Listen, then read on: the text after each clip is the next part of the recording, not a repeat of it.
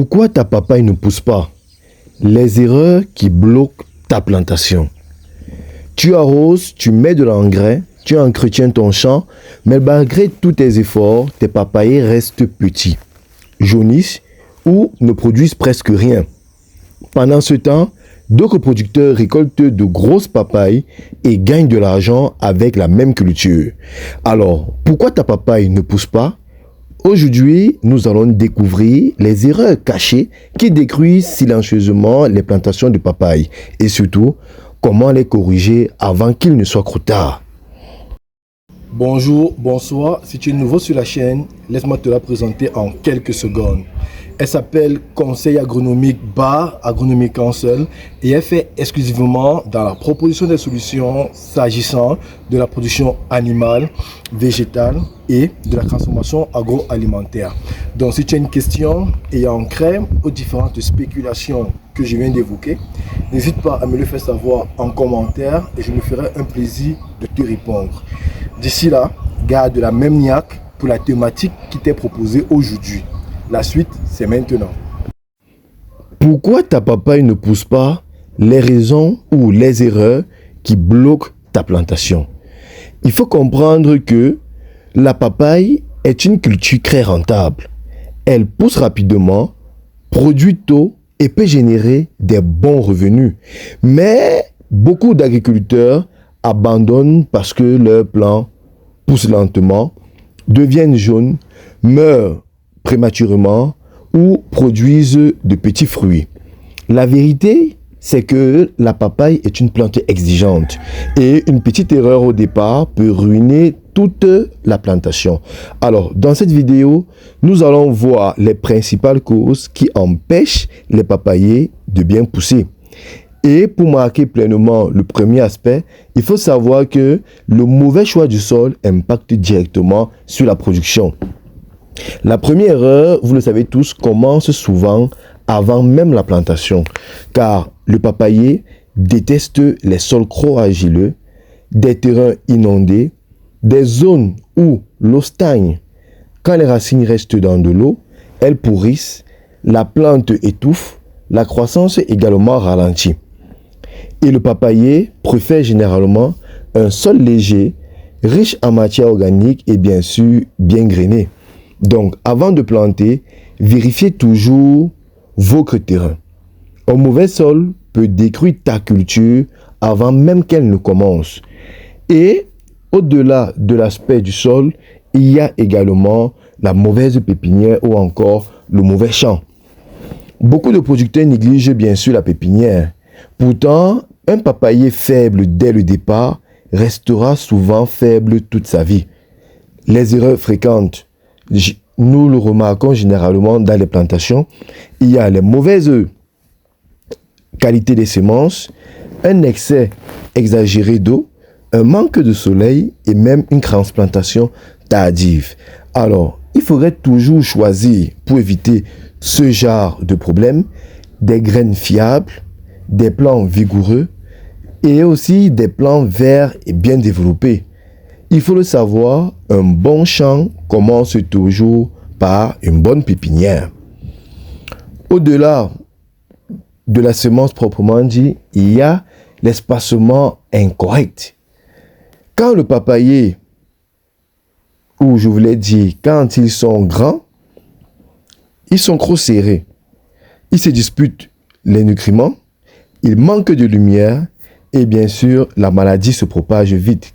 Et cela impacte directement sur la croissance qui est assez lente et bien sûr la production des petits fruits qui induit directement un faible rendement. Et pour éviter cela, il faut respecter le bon espacement pour permettre bien sûr une bonne circulation de l'air, une meilleure ou encore un meilleur développement des racines et même une croissance rapide. On l'a dit plus haut, le manque ou encore l'excès en eau. Il faut le savoir, je l'ai même déjà dit, que le papayer aime l'eau, mais pas trop. Et un manque d'eau provoque directement un flétrissement, un ralentissement même de la croissance et même la chute des fleurs.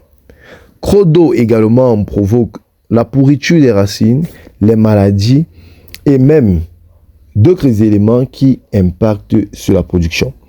Alors, le secret est l'équilibre. Arrose régulièrement, surtout pendant les périodes sèches, sans transformer le champ, bien sûr, en marécage. Alors, on ne saurait parler de tout ça sans toutefois faire allusion à l'élément fertilisant. Le papayer est gourmand. Sans nutriments suffisants, il ne peut pas bien pousser. Alors, les signes de carence, vous le savez, les feuilles sont jaunes, la croissance est lente et bien sûr, on a la production des petits fruits. Donc, le papayer a besoin ici d'un azote pour la croissance, du phosphore pour les racines et du potassium pour les fruits. Bien sûr qu'il faut ajouter au-delà de tout ça du compost et même du fumier bien décomposé. Un sol pauvre donne toujours une plantation faible. Ça, ce sont les éléments bien sûr à retenir. Alors, un mauvais entretien du champ. Ici, il faut le savoir. Un mauvais entretien du champ induit directement les mauvaises herbes, bien sûr qui prennent les nutriments et attirent les parasites. Il faut toujours nettoyer régulièrement son champ. Bien sûr, vous pouvez également poser de la paille au niveau du sol. Ceci pour conserver l'humidité, éliminer les herbes et bien sûr améliorer la qualité du sol.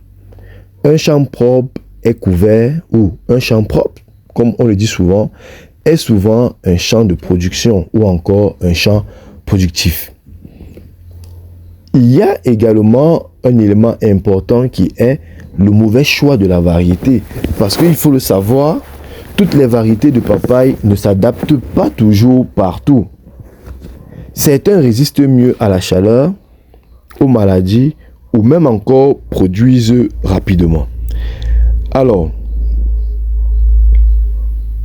avant de planter, renseigne-toi sur la variété, adaptée bien sûr à ta région. Un bon choix peut multiplier ta production. Si ta papaye ne pousse pas, ce n'est pas forcément parce que tu es un mauvais agriculteur. Souvent, ce sont des petites erreurs invisibles qui bloquent toute ta plantation. Mais la bonne nouvelle, c'est qu'en t'encourageant ou bien en corrigeant tous ces éléments, notamment le sol, l'arrosage, la fertilisation et même l'entretien, sans toutefois sauter la santé des plants, tu peux complètement transformer ton champ. La papaye est une culture rentable pour ceux qui comprennent ses besoins. Alors, dis-moi en commentaire quel est le principal problème que tu rencontres dans ta plantation de papaye. Et si cette vidéo t'a aidé, abonne-toi maintenant pour découvrir encore plus de conseils agricoles, pratiques et rentables. Parce qu'en agriculture, chaque bonne technique peut changer toute une récolte. Merci pour ton attention et à bientôt pour une nouvelle séquence de vidéos.